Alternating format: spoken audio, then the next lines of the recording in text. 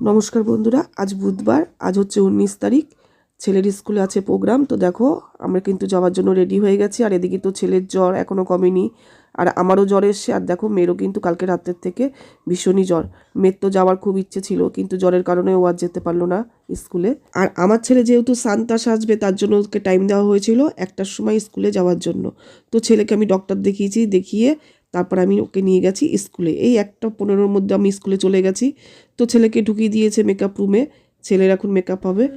যারা প্রথমে পারফরমেন্স করবে তারাই আগে আগে চলে এসছে, মানে তাদের টাইমটা দেওয়া হয়েছিল 1টার সময়। আর দেখো গ্রাউন্ডটা কিন্তু পুরোই ফাঁকা। তবে আমি আর আমার ছেলের এক বান্ধবীর মা আমরা বসেছিলাম। তো ছেলে মেকআপ রুমে যেহেতু কান্নাকাটি করছিল, ওর নাকি শরীরটা ভালো লাগছিল না, ও আমার কাছে চলে এসেছিল। টিচার আর কি আমার কাছে দিয়ে গেছিলো। তারপর ছেলে একটু বমি করলো, করার পরে বলছে ওর নাকি ভালো লাগছে। তারপর ও আবার মেকআপ রুমে গেছে। আর আজকে সিসিএ কম্পিটিশনে প্রাইজ দেওয়া হবে। তাহলে বন্ধুরা দেখা হচ্ছে তোমাদের সাথে পরের একটা পার্টে।